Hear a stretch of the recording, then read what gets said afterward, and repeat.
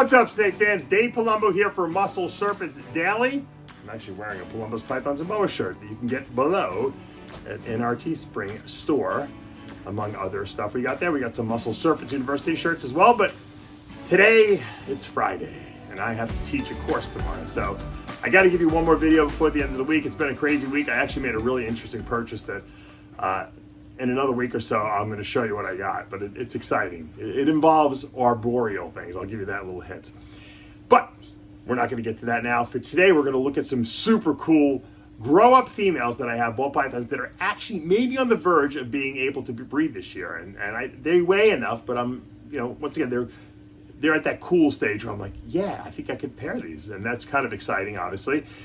Also, I'm going to show you one amazing rainbow female that I produced this past season as well. So let's not waste any more time. Let's take a look.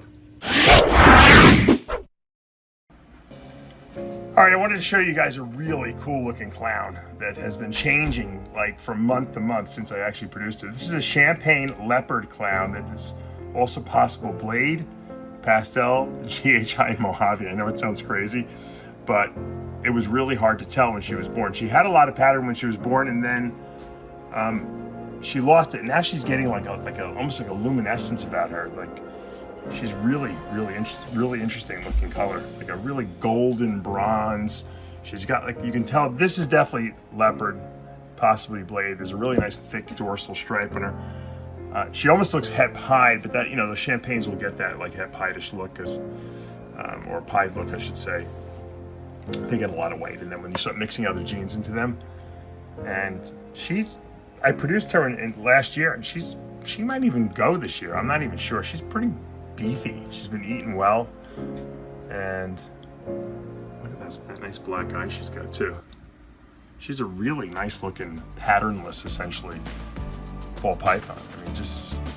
I mean, I'm so happy I didn't sell her. I mean, I wouldn't have anyway because it was the first champagne clown that I produced visual, but I'm pretty happy with the way this came out, and I'm interested to see. First of all, I don't even know what I'm going to breed to her. I have to think about it. I got to breed something to her that's going to put more pattern back into her rather than erase more. I know red stripe does that when you mix it with champagne, so that's something to think about. I do have a red stripe het clown, het pied, so that might be something to put into this since she is a visual. There's got to be some other stuff that I'm thinking about too. Maybe even GHI Mojave. The problem is if there's Mojave in here, we can get a super Mojave, but there might not be. I have some time. I think I'm gonna wait another month or two. She looks like she's about 1,200 grams right now, which I know is the minimum, but she looks small to me still. But you know what? Most of my champagnes breed really small. Even the ones I have for 4 or 5 years, they're not that big. And I don't know if any of you guys noticed that at all, but my champagnes are just not that big. Great looking eye though, that eye, look at that eye. Here's my cover shot. Crazy looking. Here's a really nice looking female that I'm growing up. This is a leopard stranger. Stranger is just makes things look strange. And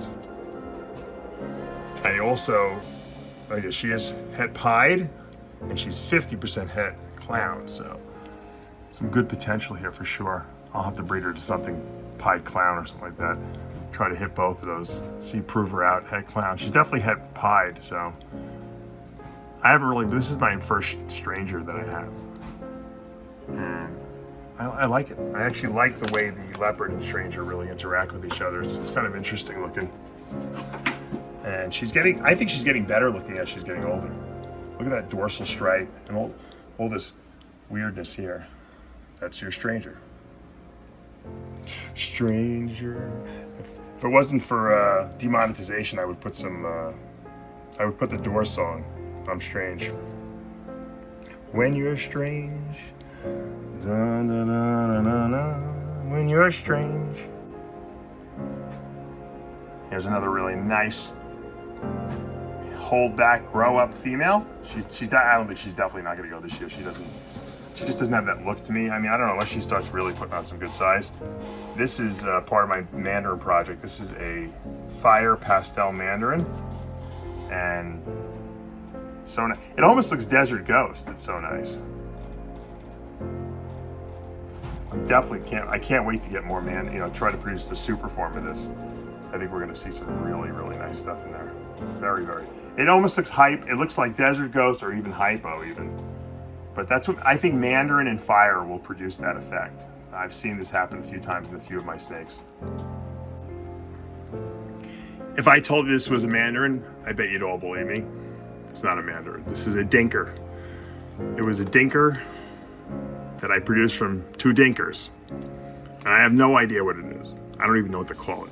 I don't want to call it anything yet. I'm just calling it dinker. I'm actually calling it fake ball. See, it looks fake to me. I don't know. It looks Mandarin. It's definitely not Mandarin though. I don't know what it is.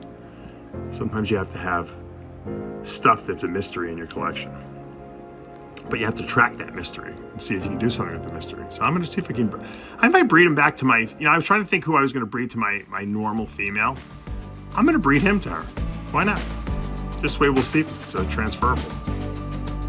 That's probably the right way to go. All right, this male is why I love pinstripe clowns.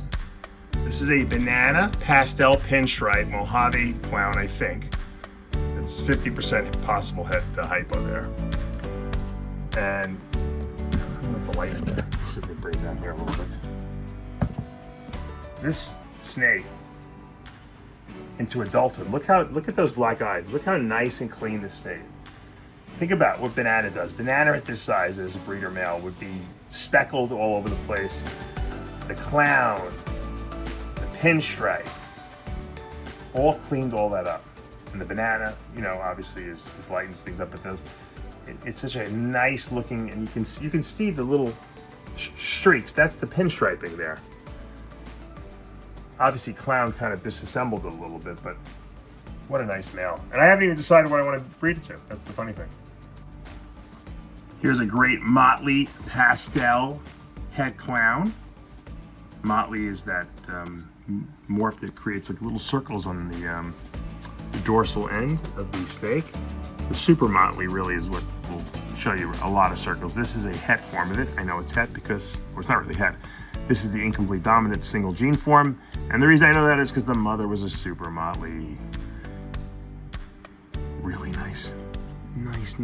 And we produced some, we actually produced this is from 2020. In 2021, we actually produced Motley clowns. So we got lucky, same breedings, and we got the Motley clowns. Really nice looking female. She's growing up. Can't wait to breed her. All right, now here is the GHI Mojave Pastel Motley clown. And this is her sister, the Super Pastel GHI Mojave Motley clown. Pablo wants this one.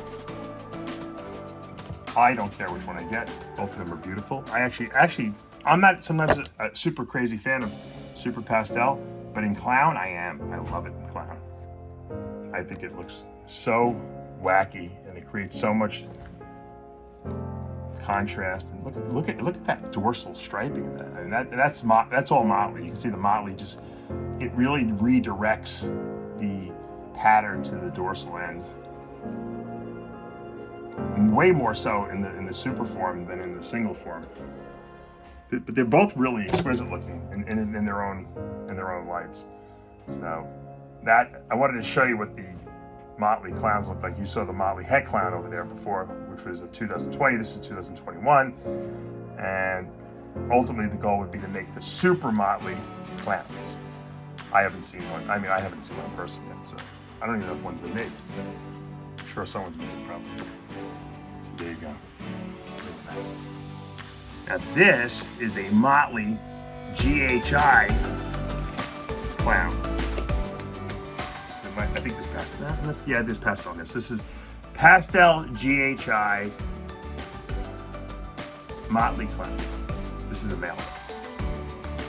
He's really nice. I'm gonna definitely keep him. I don't have any visual Motley clowns. He's really nice. He might be better than the other two girls. I don't think there's any Mojave in here. And he's got a lot of contrast going on. Look at that. I'll tell you something about this Motley gene though. Man, they they're really a little high-strung, these Motleys. All the Motleys, from that one female that I got, every Motley baby is a little irritable. That's a better way to put it. Really nice though. And we'll finish off this little Friday video with this beautiful Super Enchy Hypo Rainbow. Love Rainbow. Rainbow's that recessive trait. It looks kind of like an albino banana-ish, like very clean, but it's recessive. And this is the Super Enchy. You can see that pinstripe head, and this is a hypo, visual hypo as well. And very unusual looking. And the cat, it's starting to look more orangey lately. This female is growing nicely. We produced this in 2021. I produced a bunch of visual rainbows. I haven't listed anything for sale. If anyone's interested in the rainbow project, you know, we've talked about that before. You can hit me up because I do have. I think the male is taken. The one male I have a guy who's interested in it. So, but I only produced one male this 2021 season. I got a bunch of females, all with different genes in them. This girl's really nice. Be hard pressed not to keep her. Oof, look at that. What a beautiful ball python. I love this rainbow gene, man. I think there's so much still to do with this thing. I can't even. This is one of the most exciting projects I think for me. You know, because we see what all the other guys are producing out there. Justin's killing it, Ozzy's killing it, and and they're making their own stuff. I really feel like the rainbow area is something that's wide open still, and I have a good amount of these guys now.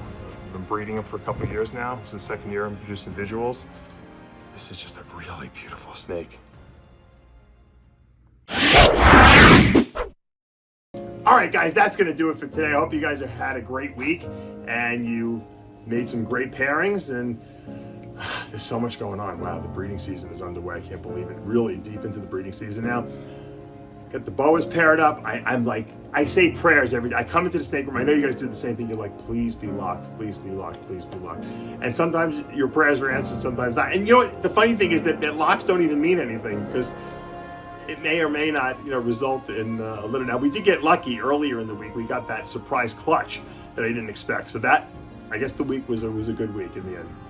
I also, I'm thinking about ordering some more cages and setting up some more like cages where you can actually see stuff, visuals, that type of stuff, put more lighting in there. It's an ever-evolving process here at Palumbo's Pythons and Boas, as it is with your collection, I'm sure. You're always trying to think of new ways to do things better and make things look cooler. And I still have this vision of a building over on my other property there. My wife actually even said to me, she's like, oh, let's take a look at that building down the block. That might be something we want to do. So if she's on board, that's a good sign. If you have a happy wife, you have a happy life, I always tell people.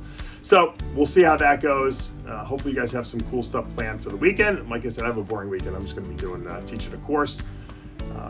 But that'll be Christmas present money for the kids. There you go. And hopefully you guys have a good Christmas planned. I am still shipping. A lot of people tell me they stopped shipping after, I think, Thanksgiving, or I still ship assuming that the weather is good. If it's over 32 degrees, I'll ship. Here in Florida, it's warm enough to ship, but some of the places it's gotten very cold, and so I don't really want to ship there. But there's always sometimes like a break, where there's like a warm spell, and I don't mind shipping as long as, like I said, it's not super cold. Heat packs will work really well, and so if you're going to buy something, just let me know what the weather is where you are, and we'll check it out, and we'll find a window that we can get that snake shipped off. If not, and we have to wait, we'll wait till after New Year's to do it. There's no problem with that. All right, guys. Hope you have a great weekend like planned. Like I said, you know what to do. Hit that subscribe button, turn on your notifications, hit that like button. I'll see you back Monday morning.